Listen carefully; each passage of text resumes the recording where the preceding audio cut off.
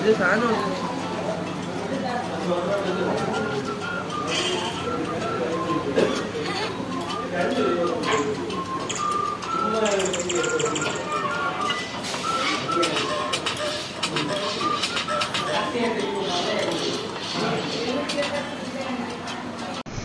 നമ്മളിവിടെ വന്നപ്പം ഇവിടെ വലിയ തിരമാലയായതുകൊണ്ട് ആൾക്കാരെ ഒന്നും ഇറക്കുന്നില്ല. അതുകൊണ്ട് എല്ലാവരും താഴെ ഇറങ്ങി കാല് നനച്ചു കൊണ്ടിരിക്കുകയാണ്.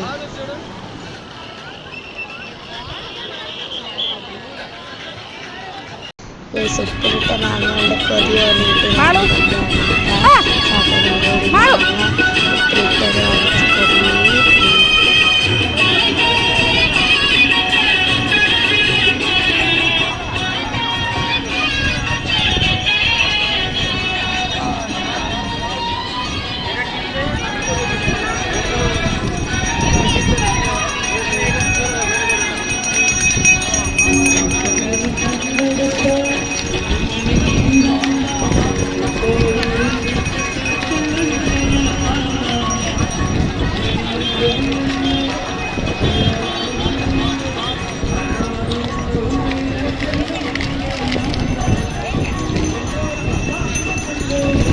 പിന്നെ സന്ധ്യയായപ്പോൾ കുറേ കടകളൊക്കെ കണ്ടു. ഇവിടുത്തെ ഡ്രസ്സെല്ലാം എനിക്ക് ഒരുപാട് ഇഷ്ടമായി.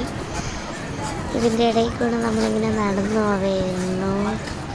ഇവിടെ കുറേ ഹാൻഡ് ക്രാഫ്റ്റ് സാധനങ്ങളുണ്ട്. ഇതെല്ലാം ഇവിടുത്തെ കൃഷിയെല്ലാം ചെയ്യുന്ന ആൾക്കാർ ഹാൻഡ് ക്രാഫ്റ്റായിട്ട് ഉണ്ടാക്കുന്നതാണ്.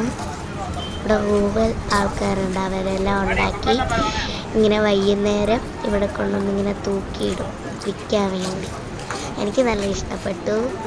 നമ്മൾ ഒരു കണ്ണാടി വാങ്ങിച്ചിട്ടുണ്ടായിരുന്നു ആ ഹാൻഡ് ക്രാഫ്റ്റിൻ്റെ അവിടെ നിന്ന്.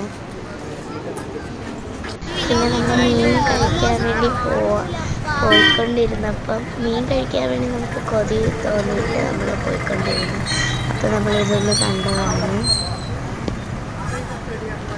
ആദ്യമായിട്ടാണ് ഞാൻ ഇത് കാണണത്. നല്ല റെയിൻബോ കളറിൽ ആ ഫൗണ്ടൈൻ കണ്ടിട്ടുണ്ട്, എന്നാലും റെയിൻബോ കളർ ലൈറ്റ്സ് കണ്ടിട്ടുണ്ട്. പിന്നെ അടുത്ത് തന്നെ ഒരു ടെമ്പിൾ ഉണ്ടായിരുന്നു.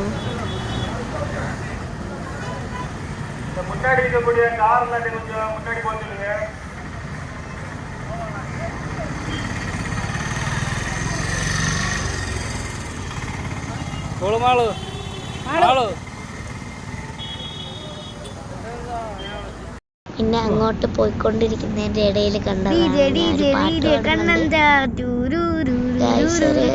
ഡാൻസിന് അവിടെ കടലിൻ്റെ അവിടെ വെച്ച് ചെയ്തായിരുന്നു. അതിനെ ഇടാൻ മറന്നു. ഇപ്പം ഇട്ട് കാണിച്ചു തരാം.